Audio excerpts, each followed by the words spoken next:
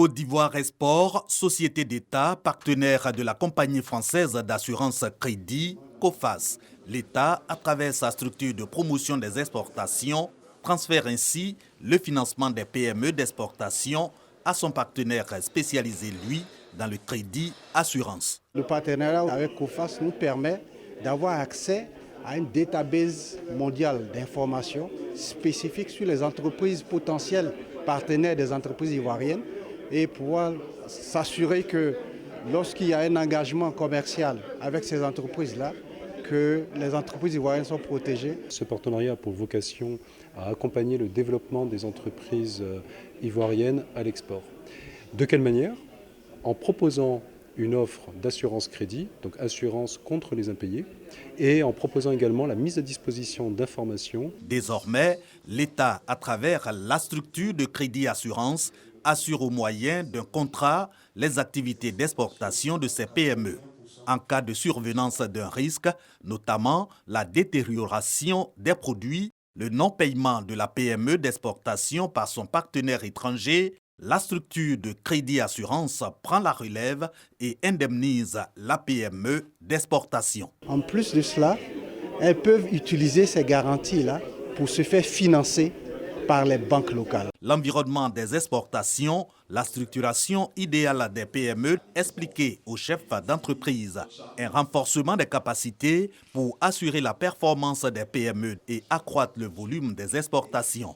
10 059 milliards sur les 21 000 milliards de francs CFA que représente le commerce extérieur de la Côte d'Ivoire.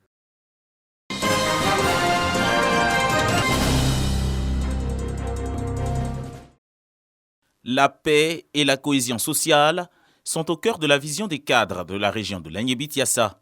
Et des Serge Patrick, l'un des leurs, sillonne quelques localités de la circonscription pour sensibiliser les populations sur ces valeurs. C'est dans la ville de Rubino, située à quelques kilomètres d'Agboville, qu'il a déposé ses valises. Nous avons la chance d'avoir un chef de terre jeune.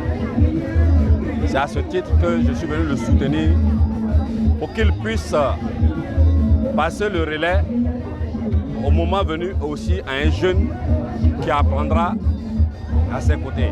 Les problématiques sur l'insertion des jeunes dans le tissu social, le financement des activités génératrices de revenus ont été aussi abordées pour une amélioration du cadre de vie des jeunes et des femmes de Lagnébi-Tiassa.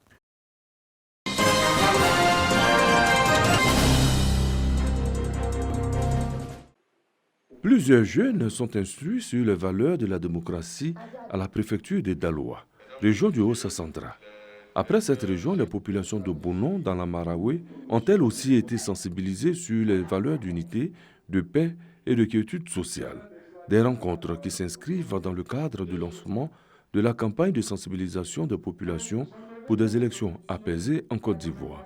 Cette sensibilisation dans les deux régions est due aux antécédents dans plusieurs localités lors des élections antérieures. Un thème qui vient à point nommé, dans la mesure où les jeunes et puis les femmes aussi sont des acteurs de la politique, puisque le pouvoir appartient au peuple, donc c'est une partie à ne pas négliger. L'initiative est bonne, en ce sens qu'on a une période très sensible. C'est le moment qu'il faut prévenir qu'attendre que ça s'aggrave. On commence à être très conscient de ce qui se passe chez nous, parce que nous avons besoin de développement chez nous, et ce n'est pas dans les palabres, et nous allons nous entendre.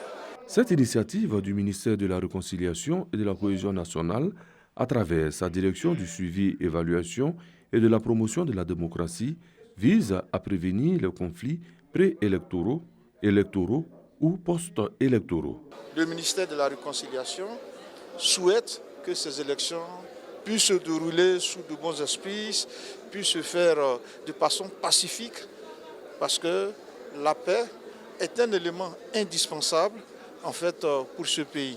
Jeunes, femmes, quelles valeurs démocratiques pour des élections apaisées? C'est le thème de cette campagne de sensibilisation. Démarrée à Daloa et à Bonon, dans les régions du Haut-Sassandra et de la Maraoué, cette sensibilisation s'étendra à toutes les régions du pays.